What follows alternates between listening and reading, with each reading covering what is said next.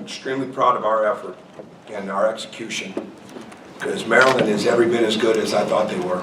And I mean, they are really good. And we knew we were going to have to play an outstanding game to beat them, and our guys, to their credit, really stayed true to that. They stayed true to what had to happen. The ball had to move quickly.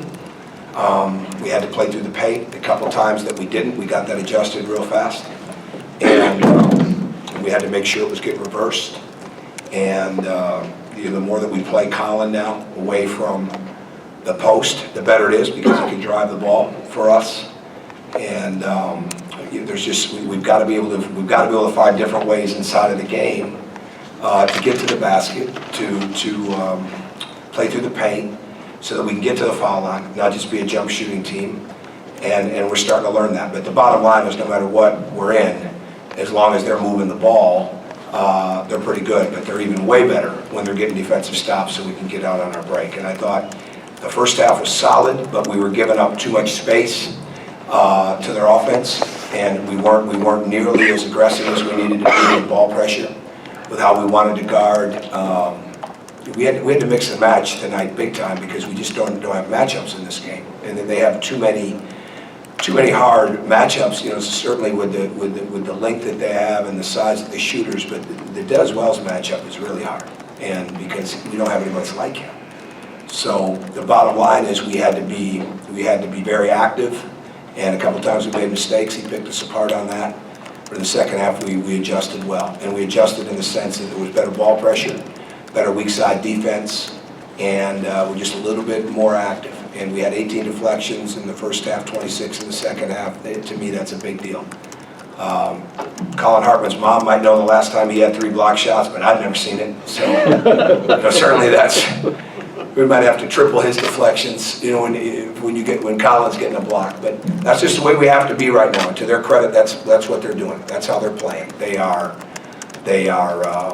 We came back on Tuesday night. We were really sharp. We were sharp yesterday. The walkthrough today was as quick as I've ever probably had one in Indiana, because they were so ready to go that it was like, if we go much longer, I mean, we're gonna play the game right here. I mean, they were flying around.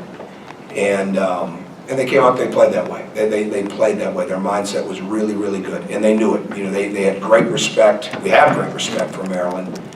They knew it was a big deal. And they wanted to see where they stood. So a lot of really good work. And I think one of the great things, and I'll open up to questions, one of the great things for our team is they spend so much extra time working on their game. And sometimes they're together and sometimes they're not. Okay?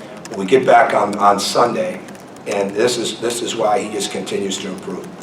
We get back on Sunday, bus trip back, we're working late, and I hear the balls bouncing late Sunday night. There's Yogi out, and he's shooting on the shooting gun, and late at night.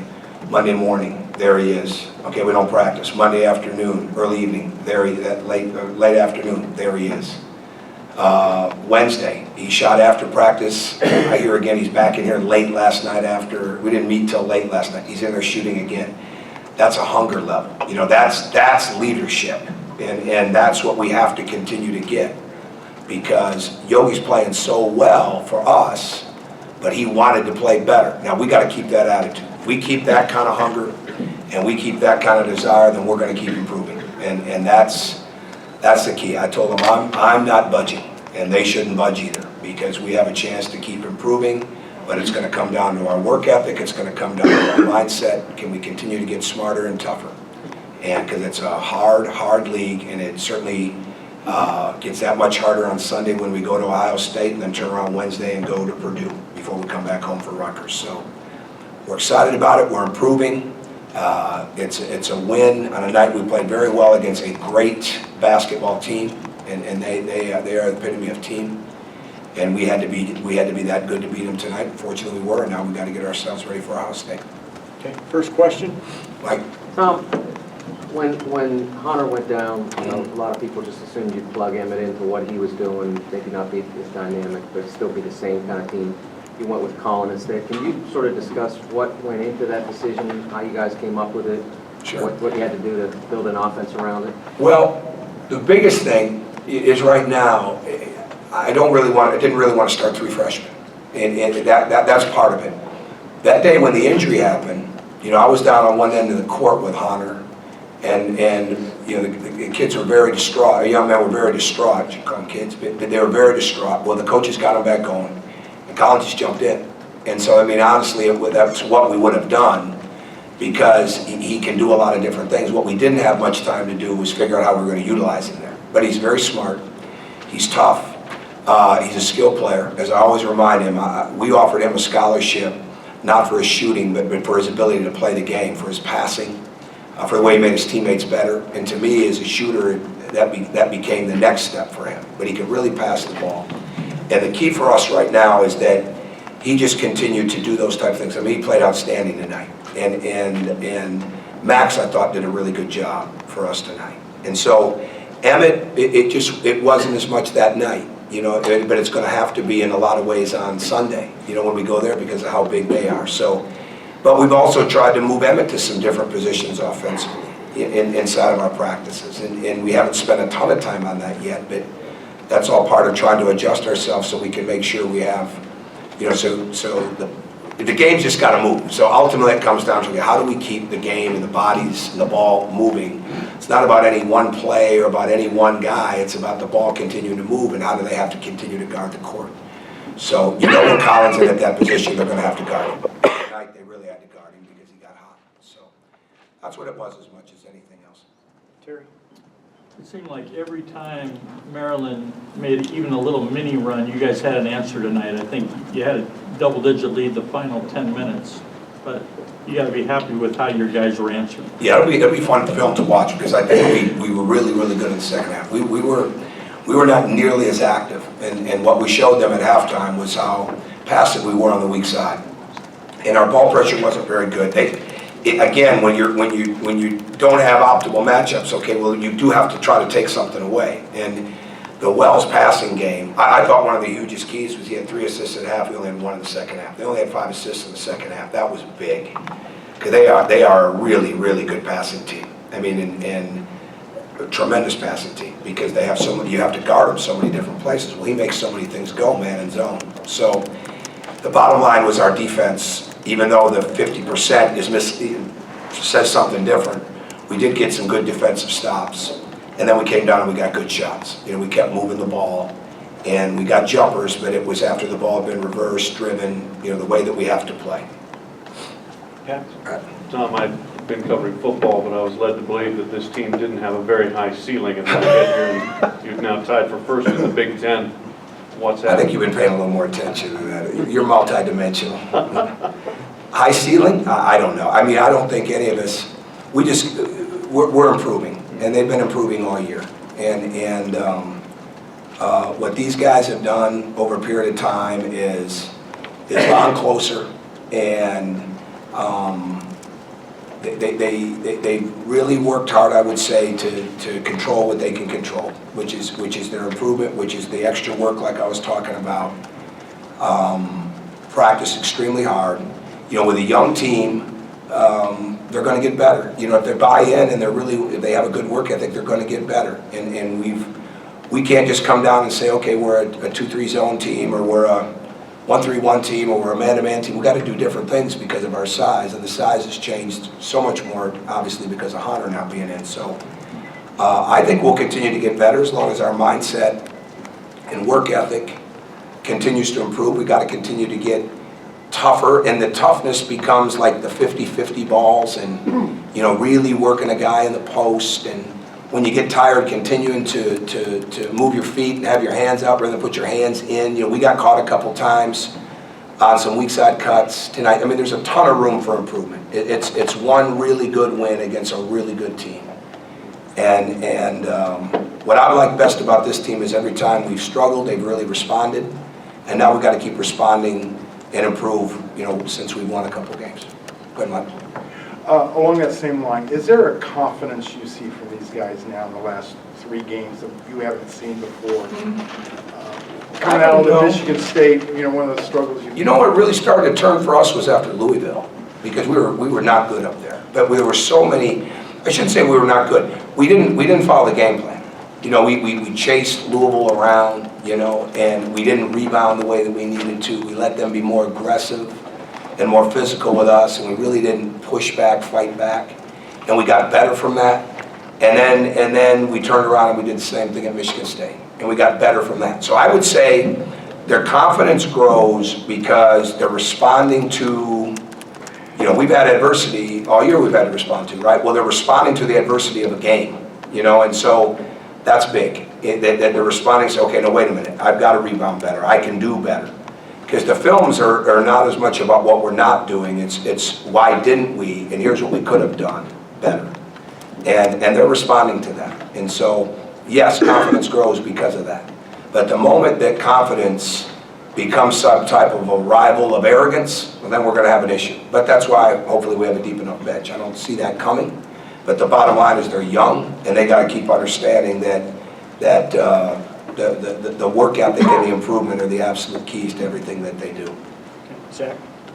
We've talked, I guess, about moments that this team's had where they've gone up big, especially in the second half, and then maybe let teams back in. Tonight, with the foot on the throat, they just kind of kept hitting shots.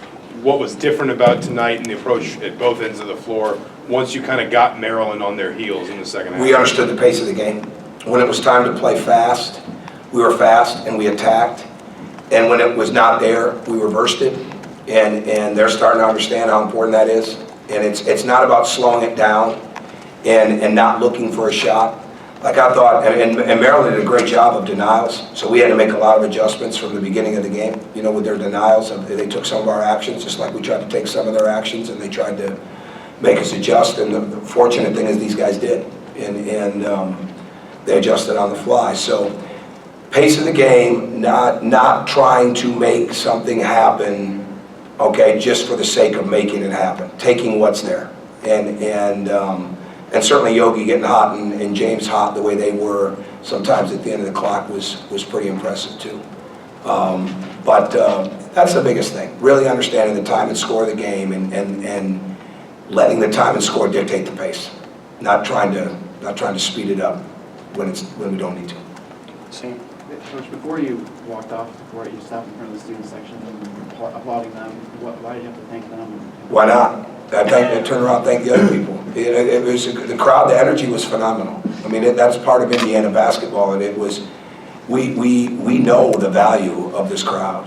And the young guys are seeing it, okay? I mean, a lot of them were recruited to it, right? So a lot of these guys, you know, we're #1 in the country, and the year before, you know, some of these guys were sitting in the crowd when we beat Kentucky, you know, and so they've seen that. Well, now they're feeling that. And I don't think, I would hope I lead the way on this, you know, for being part of this program. What Fred Glass and Scott Dolson and Jeremy Gray and JD and everybody that's a part of making the atmosphere strong, you know, the cheerleaders, the band, that stuff's huge, right? But those people come in with the energy from start to finish, you gotta applaud that. So that's what that is. I mean, we never take that for granted. I've never taken that for granted. You weren't here, but we had great crowds and we were losing a lot of games back in 2008, 2009.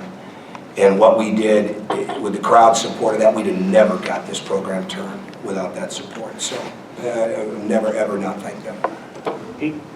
Tom, is this as fun a team as you've coached? And when I say that, knowing what was going on in October, that maybe it was the least fun team, at least in that stretch. But has it become now a fun team to coach? Well, I would answer it this way. I don't look at it that way, and I would say the same thing about October. These players are my responsibility, all right? And I want to see them be successful. They know that, and they're learning that. And I don't put, you know, I wouldn't say fun. I enjoy them. I enjoy watching them grow. I think everybody does. I enjoy watching them interact with each other. We got a lot of season left. You know, that's a question for way down the road. But even when we were not, when things were not good for us, they were never with them every day. You know, we had to help them grow up, and we're still in the midst of that.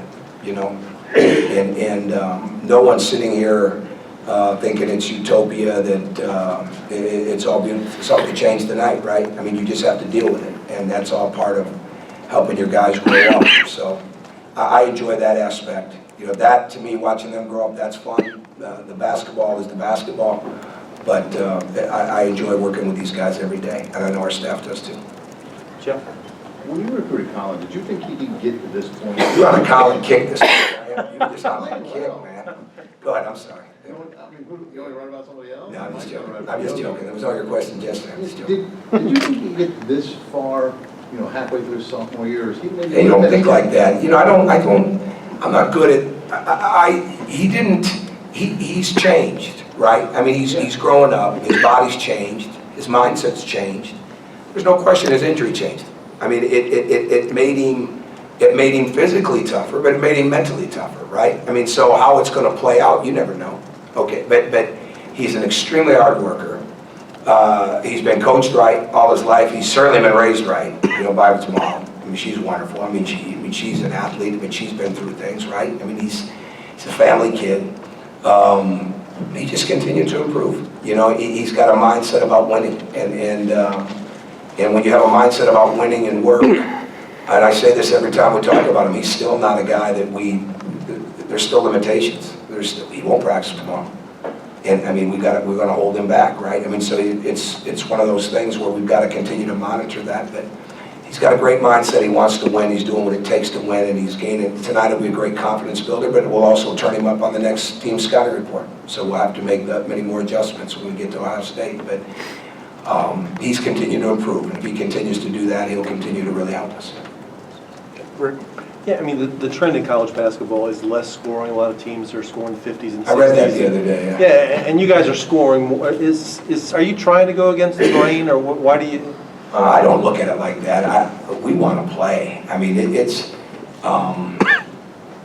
I think if I had to look at this, you can never underrate shooting. That's what the game is about, right? But you look at so many things of size and athleticism and the shooting. Well, what makes good shooters? Fundamentals, right? So I mean, if you're really working hard at the fundamentals, you're gonna get better at the basket. You're gonna use the backboard. You're gonna, now Troy's that flip shot. I don't know where that came from.